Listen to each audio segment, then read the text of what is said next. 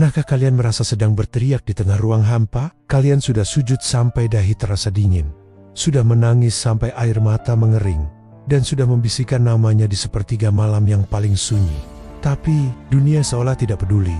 Masalahmu masih di sana, hutangmu belum lunas, penghasilanmu masih segitu-gitu aja, dan hatimu masih saja hancur berkeping-keping.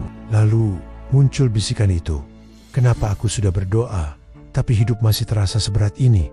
Apakah Tuhan tidak mendengar? Atau mungkin selama ini kita hanya sedang berbicara pada dinding, bukan pada Sang Pencipta?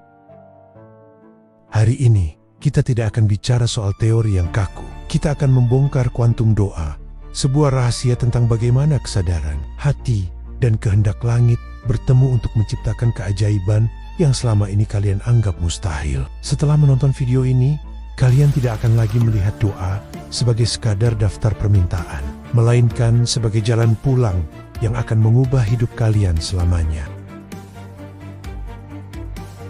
Rasulullah SAW bersabda, doa adalah senjata orang mukmin, tiang agama, dan cahaya dari langit. Hadis riwayat Al-Hakim. Tapi bayangkan seorang prajurit yang memegang pedang tajam namun tidak tahu cara mengayunkannya, atau seseorang yang menarik pelatu pistol tanpa peluru. Itulah gambaran banyak dari kita hari ini. Kita berdoa karena rutinitas, mulut bergerak cepat, tapi hati sedang asyik memikirkan skenario terburuk atau bahkan sedang meragukan Allah saat kata-kata itu diucapkan. Kita menganggap doa sebagai mesin ATM, masukkan kartu, tekan PIN, dan berharap uang keluar saat itu juga. Dalam dunia sains, ada yang disebut quantum entanglement, sebuah kondisi di mana dua partikel tetap terhubung meski terpisah jutaan kilometer. Jika partikel kecil saja bisa terhubung secara gaib, bayangkan hubungan antara hamba dan Tuhannya. Allah berfirman dalam surah Al-Baqarah ayat 186. Dan apabila hamba-hambaku bertanya kepadamu tentang aku, maka sesungguhnya aku dekat. Aku mengabulkan permohonan orang yang berdoa apabila ia berdoa kepadaku. Masalahnya, doa kita seringkali terhijab, bukan karena Allah jauh, tapi karena hati kita tertutup oleh kabut dendam, makanan haram, atau rasa tidak yakin. Yang terakhir ini yang sering kita rasakan. Kita ingin keajaiban, tapi kita sendiri yang membangun tembok di antara kita dengan Allah. Dalam sebuah hadis qudsi Allah berfirman, aku sesuai dengan prasangka hambaku kepadaku.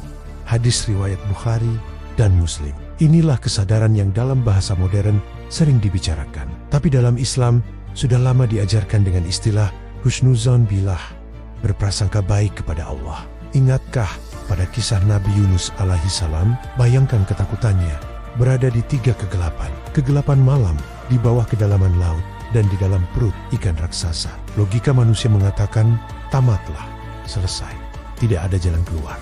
Tapi di titik nol itulah saat egonya runtuh sepenuhnya. Beliau berbisik, La ilaha illa anta, subhanaka, ini kuntu minis jalimin. Tidak ada tuntutan, tidak ada protes kenapa aku di sini. Hanya pengakuan bahwa ia lemah dan Allah maha besar. Di saat itulah, energi doa itu meledak dan menggerakkan kehendak Allah untuk menyelamatkannya. Seringkali kita merasa doa ditolak karena permintaan kita tidak langsung terwujud. Padahal, setiap doa yang tulus pasti mendapatkan satu dari tiga jawaban.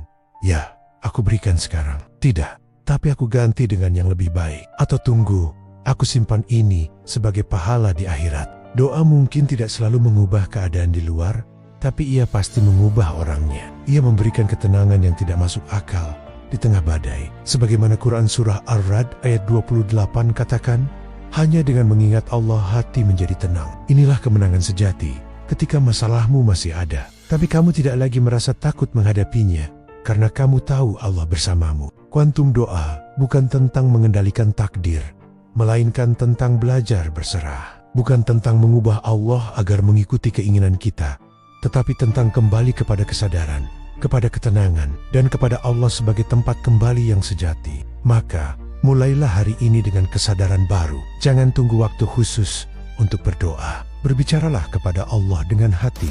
Saat kalian menyetir, saat kalian lelah bekerja, atau saat kalian hanya sedang menatap langit, berbicaralah padanya. Allah tidak butuh bahasa yang indah. Dia hanya butuh kejujuranmu. Ingat, Allah tidak pernah menjauh. Kitalah yang sering lupa untuk kembali terhubung dengannya. Jika video ini menyentuh hati kalian, mungkin ada seseorang di luar sana yang sedang putus asa dan butuh mendengar pesan ini. Silakan bagikan video ini. Tulis di kolom komentar satu doa pendek yang ingin kalian langitkan hari ini. Mari kita saling mengaminkan. Dan jangan lupa klik subscribe untuk terus bertumbuh bersama kami dalam perjalanan spiritual ini. Semoga Allah melapangkan dada kita untuk menerima setiap ketetapannya dengan cinta. Wassalamualaikum warahmatullahi wabarakatuh.